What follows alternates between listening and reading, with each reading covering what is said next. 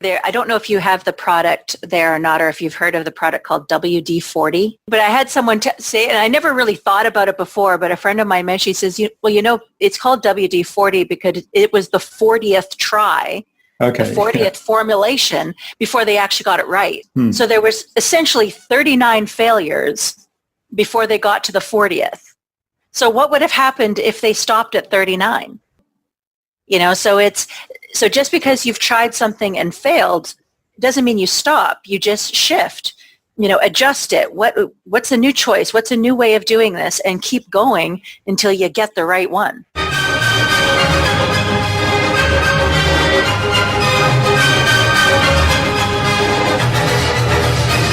So you're a smart business committed to innovation, to service and to modern marketing.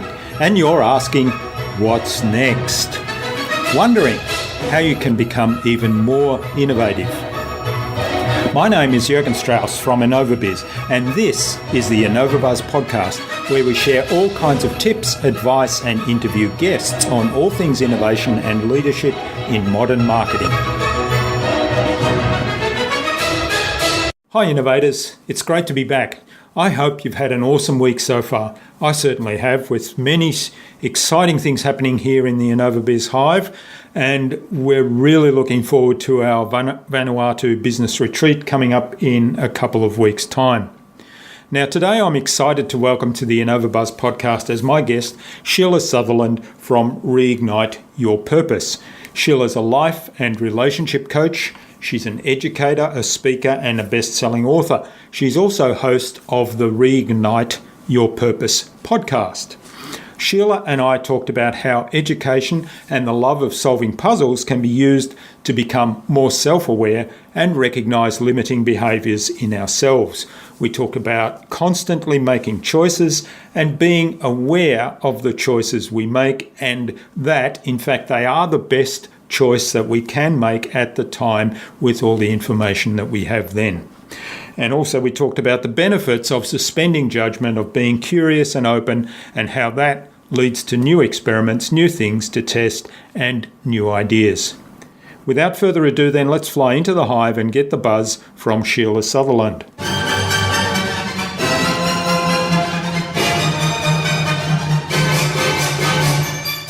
Hi, I'm your host Jurgen from InnovaBuzz, and it's a privilege to welcome to the InnovaBuzz podcast today, all the way from Vancouver in Canada, Sheila Sutherland from Reignite Your Purpose. Now, Sheila's a life and relationship coach. She's an educator. She's a speaker and also a best-selling author. She also hosts her own podcast called Reignite Your Purpose, same as the business name. So welcome to the podcast, Sheila. It's a privilege to have you as a guest. Well, thank you so much for inviting me. I'm so excited. I've been looking forward to this for so long, it seems. Yeah, we have been working on setting schedule for a little while. You work with people who want to make positive changes in their life but might feel stuck or don't know how to change. Your passion is to help people connect with who they really are and create that solid foundation, beginning with their relationship with themselves, which you say, and I'm sure that nobody would argue with this, is the foundation upon which we create success in other areas of your life. So is that a good summary? Oh, definitely. And, it's like I say, as much as we don't really argue it when somebody says it, that I think but sometimes it's one of those common sense things that we kind of forget about. So it's not so common because we always like to think of the outside world more than our inside world. All right. Well, before we start talking about coaching and reigniting your purpose and connecting with self, let's find out a bit more about you as a person. So when you were a young child, what did you want to be when you grew up? I wanted to be a veterinarian. Oh. Because since I popped out on this planet, I had this huge love for animals. And I've only spent 1 year of my life not having an animal of some sort around me, and I don't think I can live without them. Yeah. So did you pursue veterinary science in any form? Well, I pursued biology. I do have my degree in marine biology, but I had changed it from veterinary medicine because I I knew I could not put an animal down when the time came. And I mean, I had a lot of people telling me you should become a doctor. And I'm like, for the same reason, I don't think I could handle death very well. And so I decided that no, that's just not an avenue for me. And I had a huge love of oceans as well. So that's where I went to pursue the marine biology. Interesting. Yeah. Well, I can relate to the difficulty in cutting people open or putting animals down. I'd certainly struggle with that. So in the area of marine biology, did you then pursue a career in that? Or how did you end up? Yeah. I did originally, and then life kind of got in the way, so to speak, because I ended up, right after I graduated from university, I got married. And with his job, we ended up moving to another city, of which I didn't know anyone, and I had no connections, and I had no idea what I was going to do when we got there. And it was more of a case, I just kind of put that side of me on hold and just did what I had to do to get settled into a new home. So how did you then end up in life coaching? Oh my goodness, it was quite a roundabout kind of journey. Because I say, as we moved to the new city, I figured I had to do something. And I thought, okay, well, what else am I good at? And I mean, originally I started, kind of did probably what a lot of people do, went into retail sales. And I worked my way up through management there and went, okay, I'm bored now. I need something else to do. And then I was like, okay, what else am I good at? Oh, numbers. I'm really good at numbers. So then I started working with one of the largest banks here in Canada. And I was an investigations officer for them. So I did a lot of financial investigations, which I found really interesting because I love solving puzzles. It kept my curious mind very busy. But then, of course, eventually I got bored of that. And then I'm like, okay, now what? Because it seems like I'm kind of on this, it was almost like every 5-ish years, I'm like, I needed a new challenge. And so then I decided, well, it was one night I had my 14-year-old niece was staying over at my place, and I was helping her with her homework. And it was with her science homework, and she says, oh, I sure wish you were my science teacher. And it was like this little light bulb went on over my head, and I went, I could go back to school, get my education degree, and become a teacher. So that's what I did. And so then I started the whole education route and spent quite a few, I think about a decade teaching high school math and science. And then again, I just felt like I needed a new challenge, and I actually stepped away from education for a while. But no matter, as hard as I tried to get away from it, it kept pulling me back in some way. And I finally realized that I had to accept the fact that education is my passion. I just had to change the vehicle. Yeah. And that's when I discovered coaching, because I was in a moment of, what am I going to do with my life? What do I want to be when I grow up, and kind of thing. And I had no direction. I had gone through a couple of traumas that just kind of completely upset my world, and I had no footing at that point. And then I discovered that, oh my God, there's these people out there called coaches that actually help people in this way. And I thought, okay, cool, let's go look at this. And so I started working with my own coach. And that kind of just ignited something within me that I thought, wow, I can help other people do this, because I would, I'm a big observer. I always like to people watch, and I would always notice that there's so many people walking around kind of in pain, or they're just kind of in this fog. And I thought, wow, I could actually help people through this in some way. And so that's when I started pursuing getting my certifications in that. And I'm still, I'm constantly learning, finding new things that, in regards to the human mind that we can work on. And yeah, that's where I am now. Great. So a really interesting story and journey. And I particularly like that you emphasize education going through all of that, because I think that really is a key part of a lot of these things, and also of marketing in general, as most of my audience would have heard me say. So tell us about what you do then at Reignite Your Purpose, and why do you do that? Well, if I distilled it down to like one sentence, I would say that I foster the ability to manage emotions that impact human interactions. Because I have a huge passion around our emotions, how we respond to them, how we react to them. And I think it's an area of our lives that most people just don't understand. We think that our emotions drive us when actually it's the other way around, but nobody has taught us how to actually work with our emotions to use them to the best of our abilities. And so, yes, that's where I'm doing a lot of my study and everything on right now.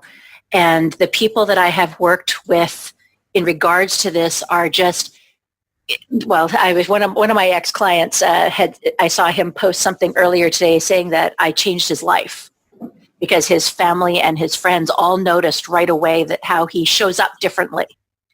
And that touches me so much because I'm like, yay, it works. It's not just me thinking that it does. It actually works, and people are living just more in control of their lives and not feeling like things are just all over the place.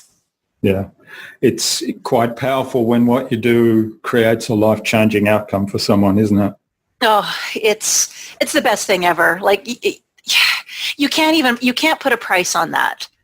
I find that it just gives me so much joy and so much gratitude that I have this opportunity to do this and to impact people in this way. And I think in the time in which we live right now, it is just, there's so much opportunity to touch people all over the world. Yeah. I mean, because look at us right now. I mean, we're living exactly at opposite ends of the globe. And I mean, technology is amazing to bring us together. Yeah, it is quite amazing the opportunities that brings with it. I remember in my corporate days years and years ago where we used to send faxes and even before that telexes to one another. And then when very, very expensive video teleconferencing came on board, and that's only possible in big corporations, that was kind of like, wow, this is amazing. Now we have that at our fingertips for virtually no cost, everybody. And it's so immediate. It is. That was one thing that when my father was still with us, he would always say, he says, I cannot believe how fast information travels. I can say something to you right now, you post something, and minutes later, our family on the other side of the country knows about it. He said before it used to be at least a couple weeks if I sent them a letter before they would ever even know. And now it's so instant. And he was always having such a hard time wrapping his head around that fastness of it.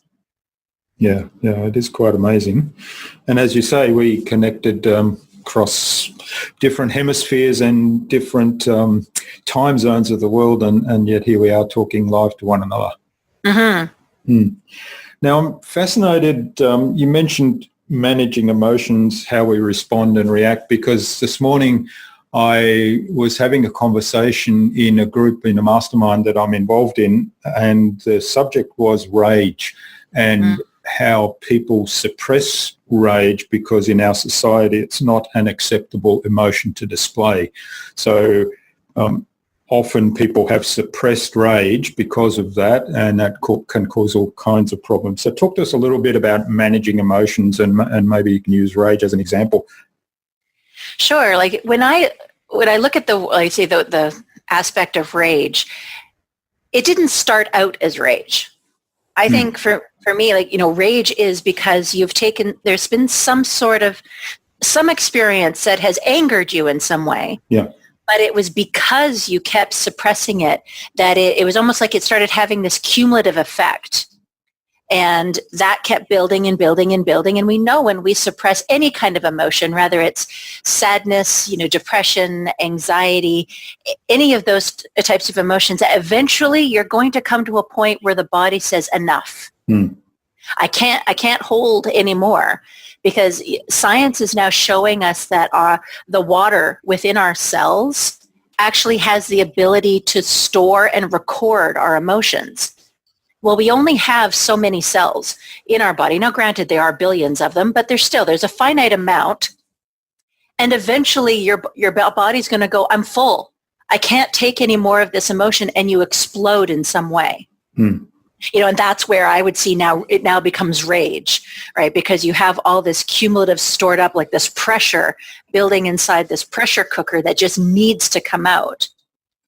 So I look at it now that when it comes to our emotions, and, whether it's through our cultural upbringing or society pressures or whatever it is, we have this idea that there are certain emotions that are bad, and then we have other ones that are good. So the bad ones we're supposed to suppress, the good ones are socially acceptable. Yeah. I view emotions are just emotions. We give these bigger meanings to them, but it's an emotion that's there to tell us something. There's a message in it. You're being triggered in some way, and this is your message to you to now go, okay, what is this all about? Try to take this moment, and this is where managing kind of comes in, is instead of having the knee-jerk reaction, because we're so used to, especially when it comes to the perceived negative emotions, to have this knee-jerk, where we speak before we think, or we do something physically before we give ourselves a chance to actually process it. And then we have to go into damage control mode because we're like, crap, that didn't work out. Or I said something I didn't mean to, or, I now hurt somebody's feelings in regards to it. So it's learning really, it starts with self-awareness, learning how you respond in a certain reaction. And then going, okay, how can I respond in a more healthy way? So it's giving yourself that moment in time, maybe to breathe, maybe to step away from the experience, something just to give yourself a moment to ask yourself, okay, what is this about? Is it really about whoever this person is that's standing in front of me? Or is this about something that happened earlier this day or yesterday that's now coming to the surface? So as I say, it starts with the awareness and trying to manage our reaction to it, so that it's not so knee-jerk, but to actually respond in a, lack of a better term, a more intellectual way, and trying to essentially kind of almost take that emotional charge out of it. Yeah.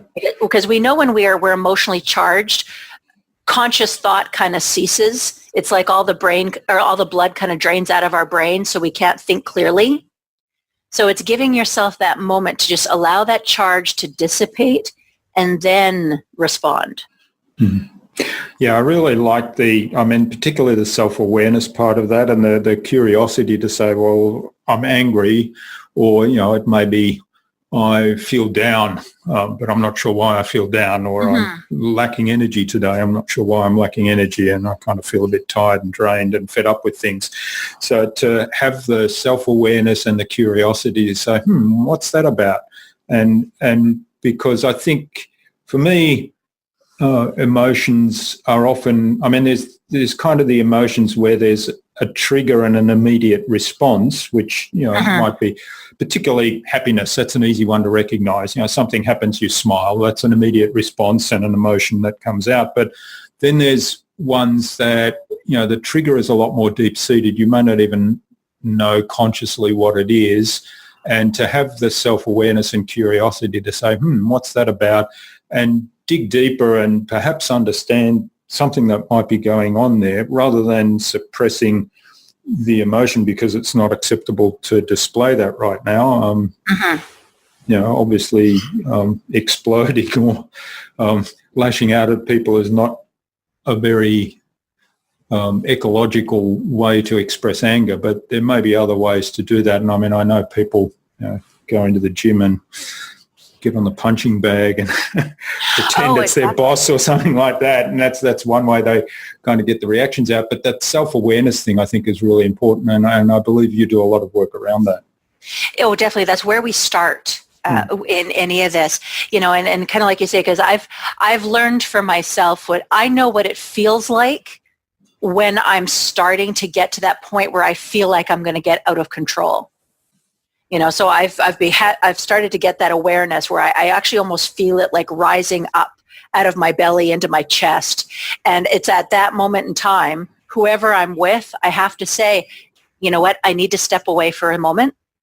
I will come back to this conversation, but right now I need to step away and kind of regain my control and composure. And most people that I've said that, they understand. They know that it's not like I'm walking away from the conversation. They know I'm going to come back.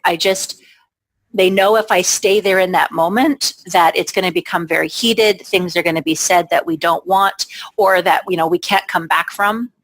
And, it's not a fun moment, but it's what needs to happen, because I know for myself, that's what I have to do to keep management of those emotions. And it's helpful in regards to relationships. Whether it's, friendships, romantic relationships, family, business, whatever, it's really important to be able to recognize when you are triggered, and to be able to convey, I need to step away, but I will come back, and then be able to continue in a calm, rational way. Yeah, and having that self-awareness and the curiosity to find out what's going on, what's the trigger, or what's going on for me now that is causing that. Because you mentioned earlier about taking control and responsibility for your own emotions and the triggers that cause that, rather than just say, well, somebody else's fault. And you also talked about loving solving puzzles, so that all fits together, doesn't it?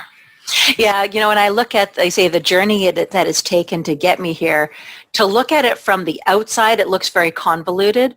But now, where I'm sitting, where I am now, to me, it all makes sense, because even though I've had quite a variety of different experiences in my working career, I can see certain skills that I've pulled from each one that now seems to come together to make sense. Yeah, it's good when you can see that, isn't it? Yes, definitely. And I think maybe if, some people think, oh, I've been all over the place, I've had all these different things. Well, let's look at what you got from each experience. And I bet you can see a pattern of wherever you are now, or if you're looking for something new to be going to, you can see, okay, I want to use all of these different skills. How do I put them all together to now create, something more amazing?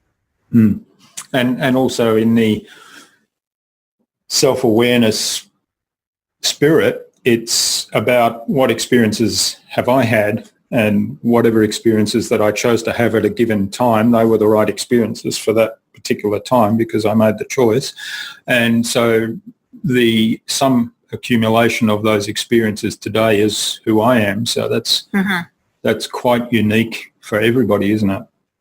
Well, and I think when people are looking for that kind of that unique position that they give to whatever their career is, the main thing is it's been your experiences that brought you there. Whatever, and when you talked about choice.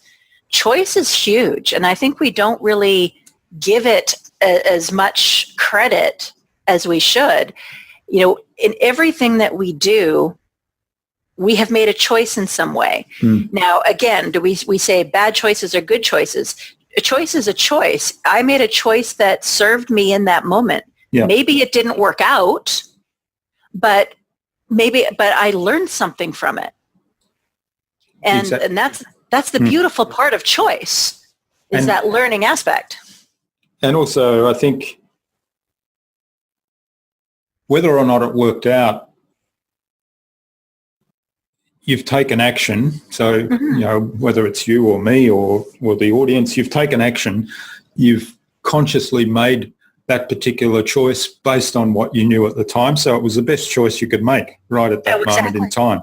And what people don't forget from time to time is, we'll just postpone a decision on that. Well, you have made a choice. And that probably is not the best choice. So if you actually take control and say, okay, I'm going to choose this, and you may consciously say, well, I'm going to choose to postpone a decision on this and gather more information to help you make the choice in the future, that might be your choice. But to just abdicate the choice is a choice, but that's probably the bad choice. Oh, definitely. Sorry, I had a thought there and then just kind of disappeared. When you're talking about choice, it's, what was it now that I wanted to say?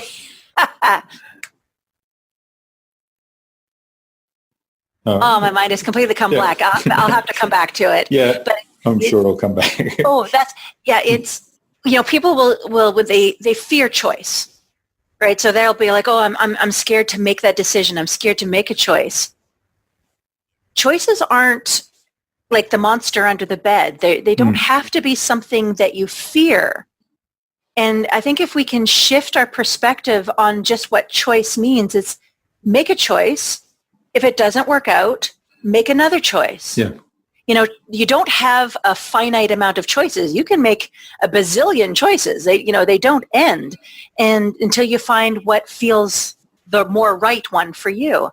So I think if we can take that fear factor out of it and kind of make choice almost like a game and a curiosity, that in itself will take a lot of the people's anxiety out of, what this whole thing of choice means. And I was talking to somebody, and I don't recall which guest this was. It was one of my recent guests, probably about 5 or 6 episodes ago, about running more experiments. So, their suggestion was that successful people run lots of experiments, and 90% of them fail. But that's part of making a choice, and doesn't matter if they fail. The thing is they've tried something out and they've learned from it, and then they can take those learnings into the next experiment, which works really well for our science background. Well, exactly, because I always like to say I treat myself as an experiment. I'm always trying out new practices and in regards to health, trying out different things and just seeing, well, does it work? Because I'm not going to suggest anybody do anything, or I'm not going to have my clients go through a process unless I've done it myself. Because I want to speak from experience. I don't want to go, oh, I think this sounds good. Maybe you should try it. It's like, no, I would like to encourage you to do this because I had a great reaction doing this. Yeah. And maybe you will too, maybe not. But again, if we, it's that curiosity, getting back in touch with that part of us that we all have, because as children,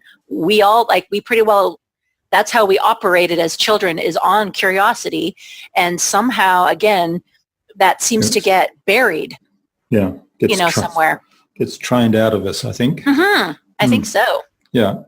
And it's interesting because I've been doing a lot of work recently on teaching and training and observing other people who are masters at that, and looking at intuitive learning as opposed to cognitive learning, and which is how we learned as children. And you think about children between the time we're born and about 7 years old, they're just sponges. They take everything up, and that's because of that curiosity and because of observing people and just running those experiments. Definitely. So I highly suggest and cheerlead anyone to experiment, because I'm trying to think of I don't know if you have the product there or not, or if you've heard of the product called WD-40.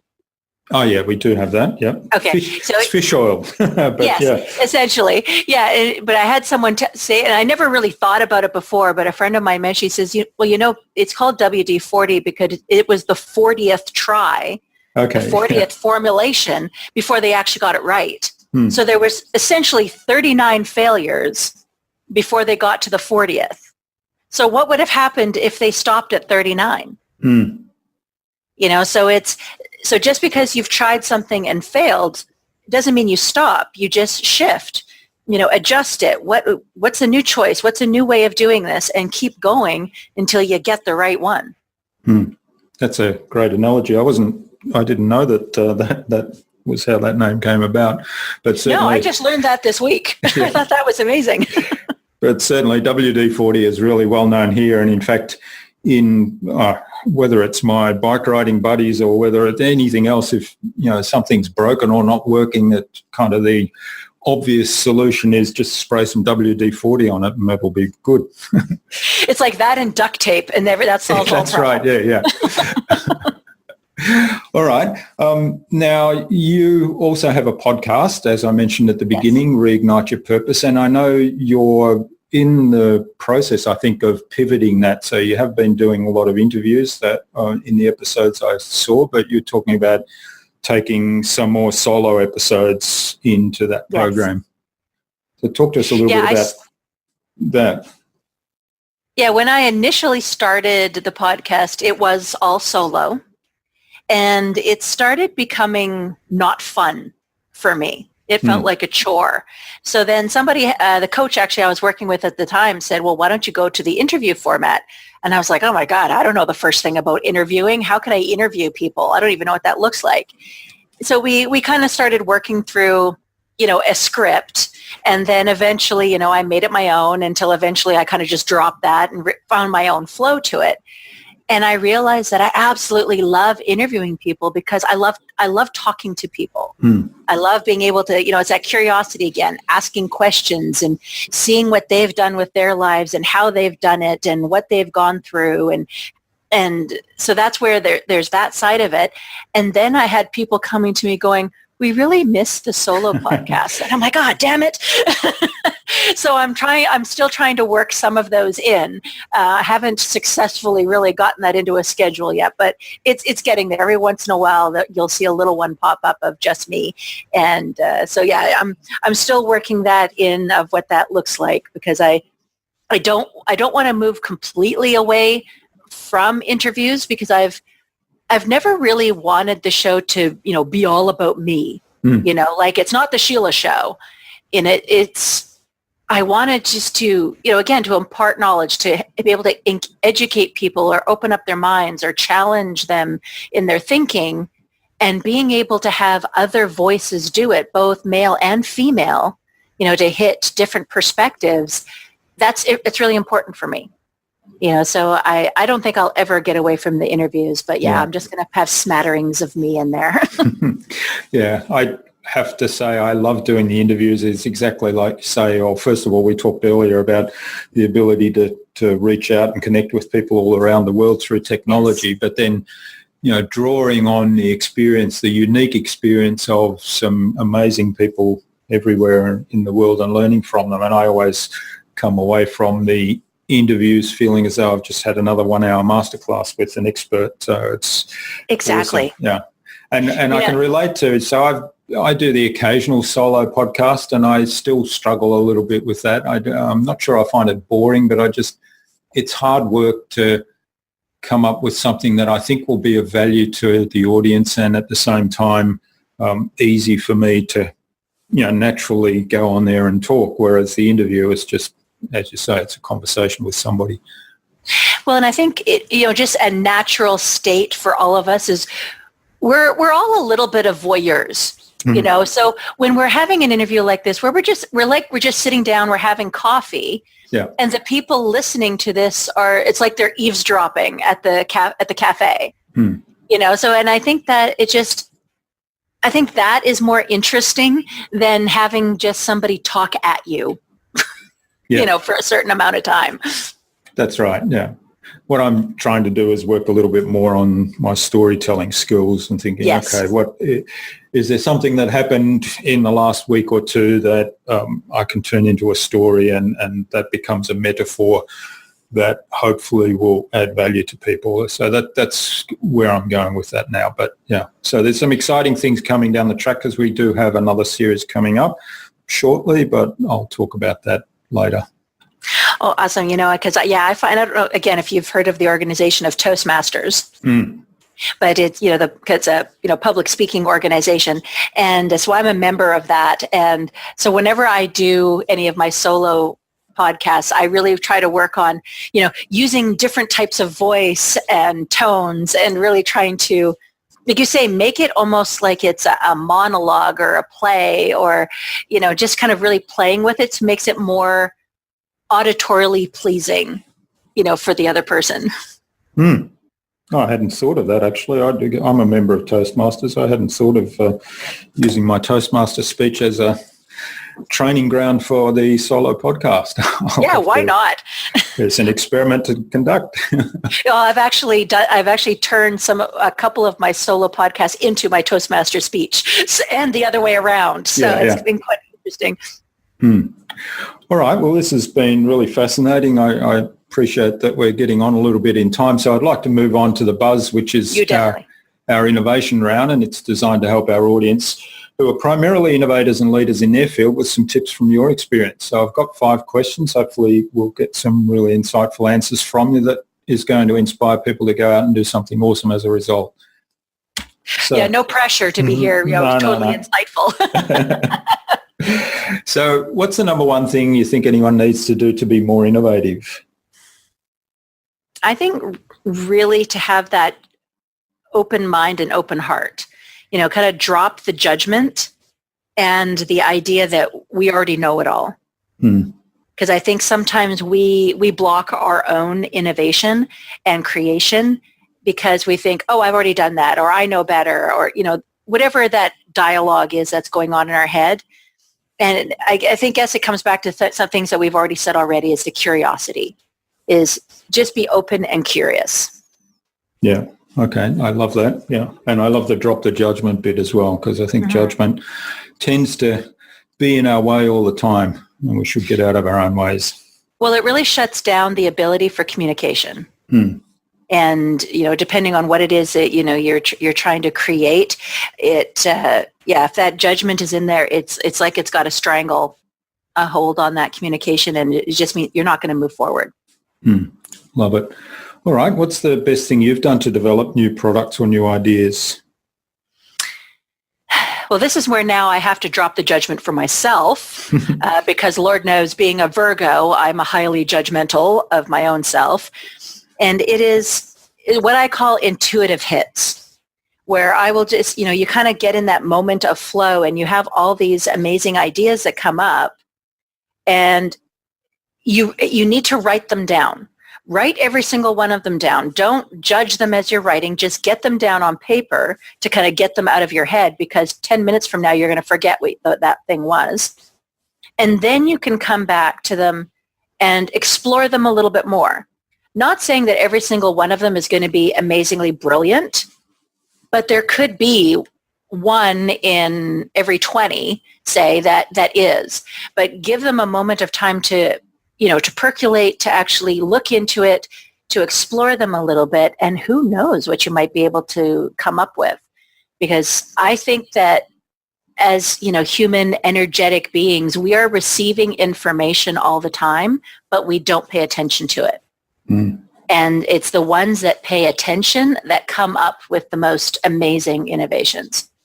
Yeah, I love that. And I love the idea of writing them down, no judgment, keeping a record, coming back and reflecting on what was I thinking when that came into my head, and how can that be developed further. And often it triggers other ideas. Recently, another guest on the podcast came up with a similar suggestion and talked about also taking photographs of things that, they find fascinating, and adding that to the collection of nice. I like that. Idea journal, or whatever you might call it. So yeah, great suggestion. So what's your favorite tool or system for improving productivity and allowing you to be more innovative? Well, now I think probably, I don't know if someone would think this is innovative, because it's actually a tool that's been around for several decades, and it's very low tech, but it's called the Eisenhower box. Yeah. And I don't know if you've ever heard of it. Oh, yeah. I use it all the time. Oh, there you go. I just find it, in regards to time management and being able to prioritize things, I have been able to increase my productivity hugely.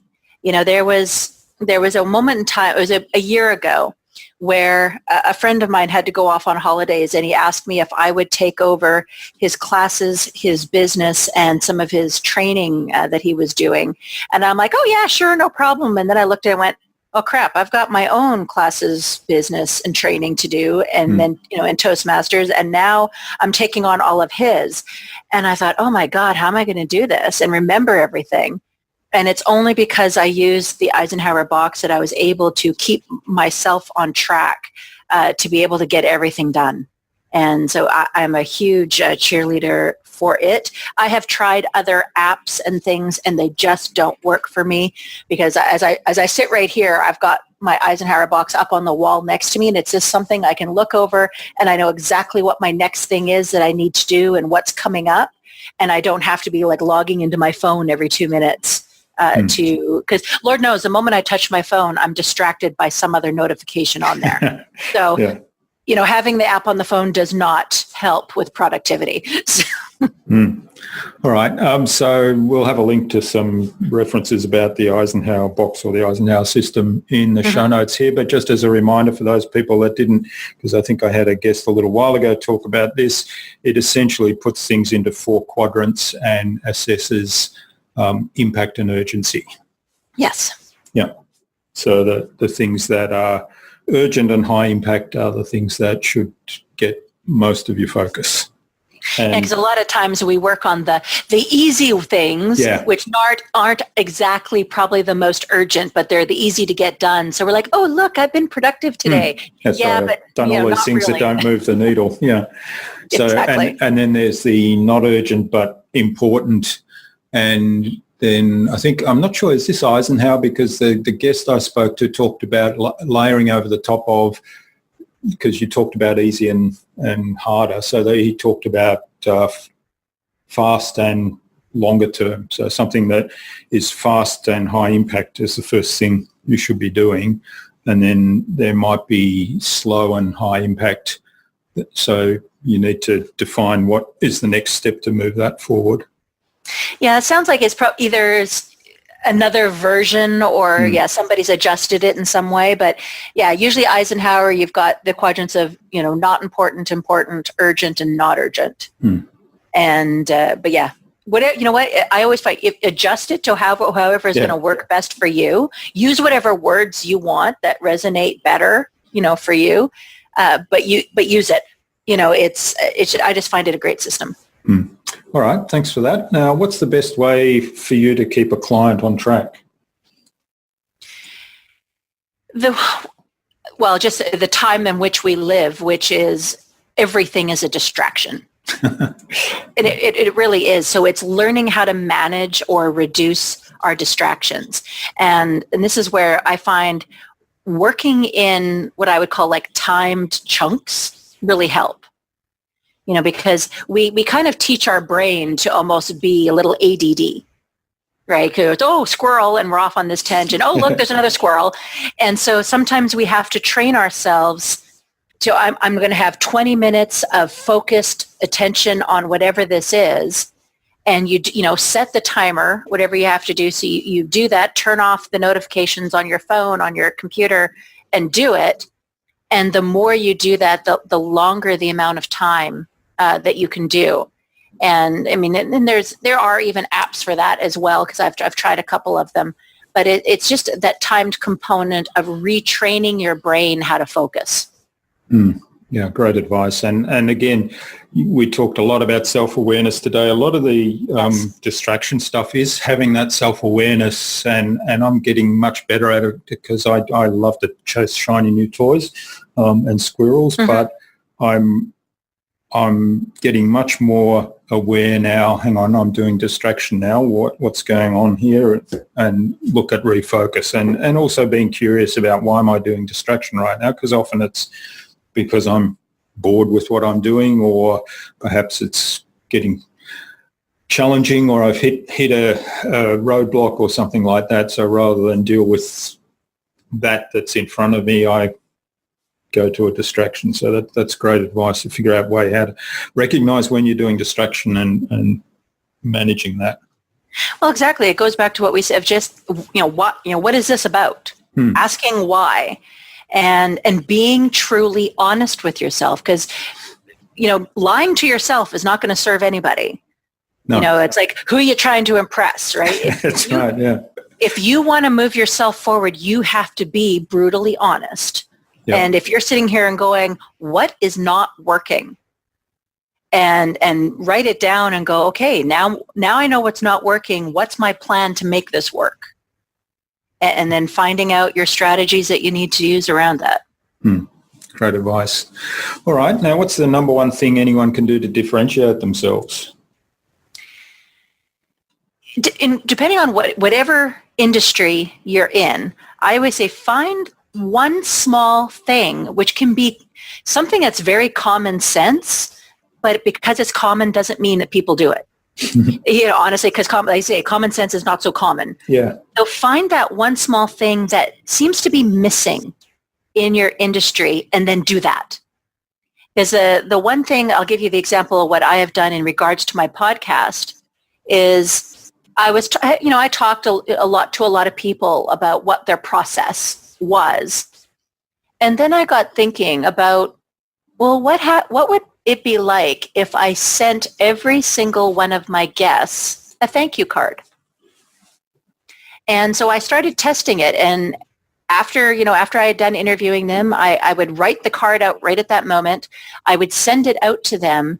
And the response that I have received back has been so huge. And so many have told me that differentiated myself from any other interview that they have done, because it keeps me memorable. So that's where I say, whatever it is that you're working on, find a way to make you memorable and then do that. Great advice. Yeah, I love that. Stay memorable. Mm-hmm. Yeah. All right, Sheila, thanks for getting us through the buzz. Now, what's the future for you and for Reignite Your Purpose?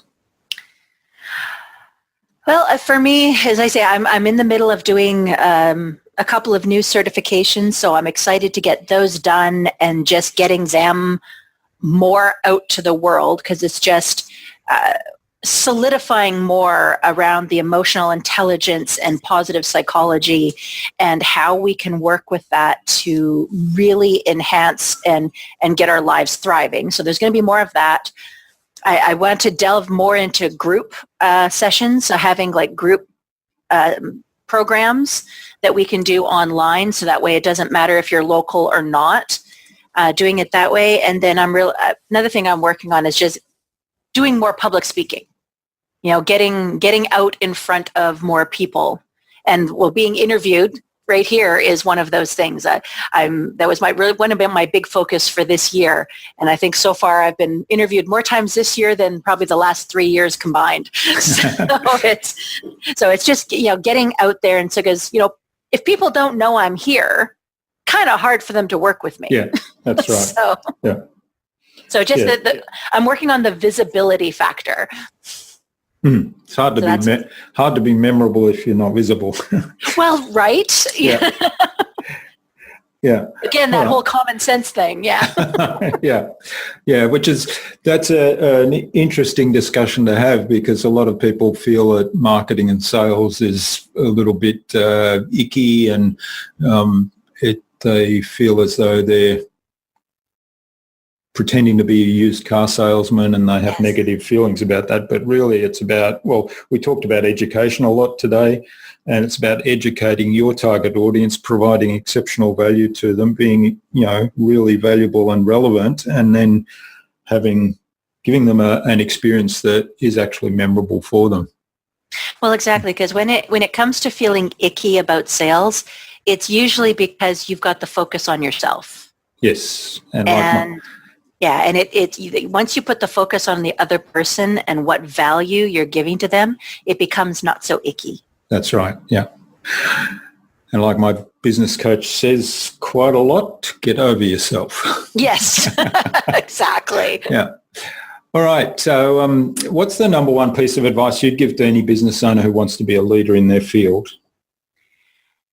To me, the most invaluable piece is get a mentor. Find someone who you can learn from. a lot of times we're scared to ask people for help because they're like, oh, what are people going to think of me if I'm asking for help and I don't already know this? Well, the thing is, we all have to start somewhere, and the people who have gained a certain amount of success, they want to help people follow in their footsteps. They don't want to hold all that success for themselves. So find someone to shorten your learning curve, to bounce ideas off of, because as an entrepreneur, it's really easy to isolate ourselves and to feel like we have to do this alone, but we don't. I always say that, there's that saying of it takes a village to raise a child. I think it takes a village to raise an adult as well. And so it's create that village of people around you, that your inner circle or whatever, your tribe, whatever words you want to use, and bounce your ideas off of them, create masterminds with them where you can come and create and mentor each other. Because when you look at the whole idea of a mastermind, of it's the intellectual collective where you can bring all these different different perceptions and ideas and different ways of looking at things together. Wow, it's sky's the limit at that point. Yeah, great advice. And like you say, we're not in this alone. And I can't remember whether it was Einstein or Newton that talked about standing on the shoulders of giants. So, Yes. Anything that famous people or highly successful people create, they're basically building off what others have done before. So, that's the whole principle of mentorship in my mind. Yes, I agree. All right. Well, thanks a lot, Sheila. This has been really great. Where can people reach out to you and say thanks for what you've shared with us today? Well, you can email. So it's just Sheila@reigniteyourpurpose.com, or connect with me on, Facebook, Twitter, LinkedIn, Instagram. On my webpage at reigniteyourpurpose.com has all of my social links. There's also a page on there where you can contact me directly, and it comes directly to me. There's not like a middle person, in the middle of there to filter anything. If you just want to chat or talk, or maybe talk about something that we've talked about here today and you want to go deeper, send me a message. I have no problem getting on Skype and just having a chat with you. Great. Well, we'll put links to all of those places in the show notes so people can easily just click on them and get in touch. Beautiful. Now, finally, who would you like me to interview on a future InnovaBuzz podcast, and why? Well, being that we were talking about icky sales, one of my best friends, and he's one of the business coaches that I have worked with myself, because I was one of those that thought that sales were icky. Yeah. And I always thought, the first thing I would say is, I'm not a salesperson. Don't talk to me about sales. And he's like, you realize you've been in sales essentially since you popped out on this earth. Yeah. And I'm like, what? What do you mean? He says, what do you think when a baby's crying? Yeah. They're selling that they need something. Yeah. And I'm like, oh, okay. So yeah, it's my friend Joe Da Silva. He is a business trainer. And the one thing he says that I always love, in his 45 years of working in sales, he's never sold a thing. He just knows how to get people to buy. Yeah. And so it's all about shifting your perspective. And he's a master at doing that in regards to sales. So if you have a time where you want to talk around business and sales, he's the guy. Sounds fascinating. So Joe, if you happen to be listening to this, keep an eye on your inbox for an invitation from us to the InnovaBuzz podcast, courtesy of Sheila Sutherland. Awesome. Yeah. I'll warn him. Yes. Yes, please do that. So thanks so much for sharing your time and your insights with us today on the InnovaBuzz podcast, Sheila. It's been really generous of you, and I've really enjoyed this and learnt a lot, got a lot of ideas and prompts that I've noted down, and we'll certainly share that in the show notes with our audience. So I wish you all the best for the future, for Reignite Your Purpose, for the podcast and the changes in the podcast you're making, and let's keep in touch. Oh, thank you so much. This has been a pure honor to be here, and I can't believe how fast the time has gone. Yeah. And that's just a sign of a great conversation. So thank you. Thanks, Sheila.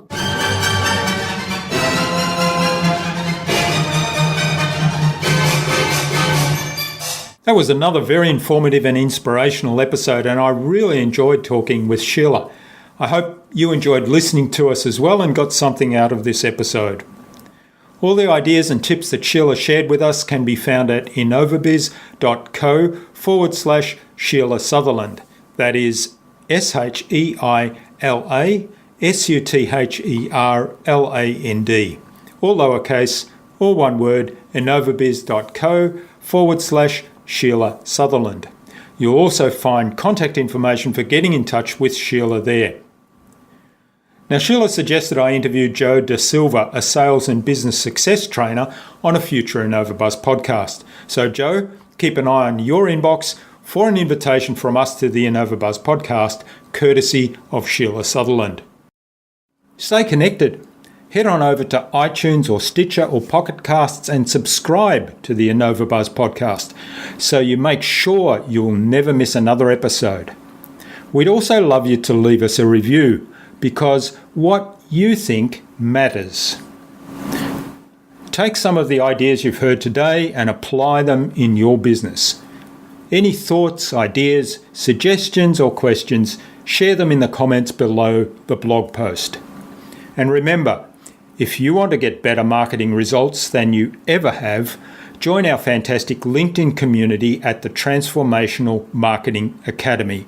All you have to do is go to InnovaBiz.co/TMAC. It's free to join. Hope to see you there soon. Until next time, I'm Jurgen Strauss from InnovaBiz. Remember to be awesome and keep innovating.